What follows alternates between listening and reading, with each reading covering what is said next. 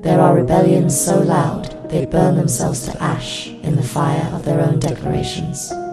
And there are rebellions so quiet that they slip past the sentries of the world and lodge themselves directly into the spinal cord of its order. The luminous apostate belongs to the latter. They do not shout, they refract. They do not throw stones at the palace gates. They alter the light by which the palace is seen. And in this alteration, the golden tinting of grief, the blackening of joy, they commit an offense far more devastating than insurrection. They reveal that the palace was never real, only a prism in the minds of its keepers. The tyrannies of history are crude things, dragging chains behind them, banners of blood and brass in the wind. But the tyranny I speak of wears no armor, draws no sword, calls forth no armies. Its power is subtler, older, more impregnable. It governs the invisible, bridge between sensation and significance. It is the slow work of millennia, chiseling the correspondence between a hue and a human state, between a sound and a soul's posture, until the mapping is so ancient, so cemented, that to question it feels like questioning the sun's right. To rise, we have been ruled, not by kings, but by a metaphysical guild of cartographers, who drew not the lands of the earth, but the lands within us. They have given sorrow its grey, joy its yellow, fury its red, and tranquility its blue dyes soaked into the fabric of consciousness, until even a dream refuses to dream outside these limits. This governance is neither malicious nor benevolent. It is immaculate in its cruelty, for it does not seek to oppress one man, but to annul the possibility of another. It does not remove your shackles, it compels you never to imagine wrists without them. And yet, imagine grief not in grey, but in gold, joy as a shade so black it devours its own glimmer, hope as the scent of corroded iron, love as a frost that burns the teeth. The mind wavers before these images, not because they are unintelligible, but because they are too intelligible. They reveal the quietest blasphemy, that the link between what is felt and what is seen, heard, or tasted is not eternal law, but a habit disguised as the cosmos. It is not the violence of war that most disfigures the soul, but this, the rounding off of its angles so that it may fit the pre-cut slots of the sensory order. To mourn in gold is to refuse this rounding. It is to let grief grow antlers, wings, or molten roots forms, no catechism of color ever sanctioned. And here lies the real danger.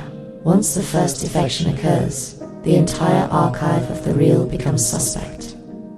The moment one grief gleams in gold, every other emotion feels the tremor and begins to question its uniform. If love may chill the bones, perhaps justice may stink of rot, perhaps truth may taste of salt and ash.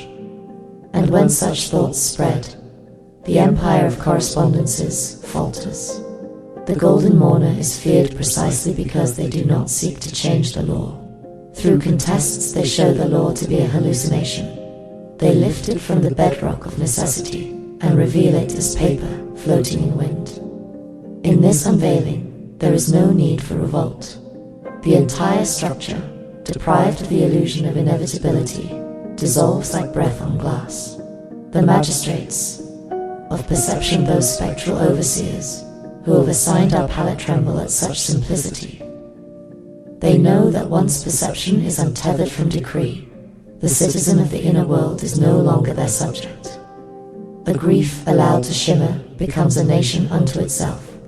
A joy allowed to vanish into darkness becomes a continent uncharted. And each such liberation multiplies the possible worlds until the very concept of world is stripped of singularity. The peril here is not chaos, it is sovereignty. Sovereignty of the self's internal weather, the ungoverned right to shape the clouds of one's own sky. And this is why the golden mourner stands as a figure of cosmic scandal, not because they have betrayed the chromatic covenant, but because they have proven it was never signed. To step into this freedom is vertigo. It is to walk through a door and find not another room, but the dismantling of room as an idea. For the human creature, trained to live only in spaces pre-painted by the cultural hand, this is almost unbearable. Yet, it is the only act worthy of the word liberation. You do not free yourself by tearing down the prison walls. You free yourself by realizing the walls were never there. And so, the golden mourner does not shout, does not command, does not convert. They simply exist in the altered alignment. They wear gold where grey was demanded. They make visible the arbitrariness of the invisible. In this, they undo the world not by changing it, but by making its supposed foundations transparent, until even God, peering down through the fracture, wonders whether he himself has been living under a pallet not of his making.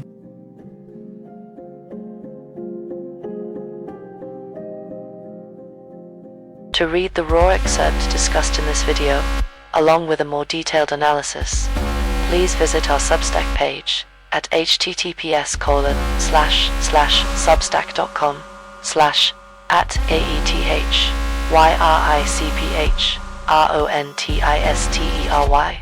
Link in bio.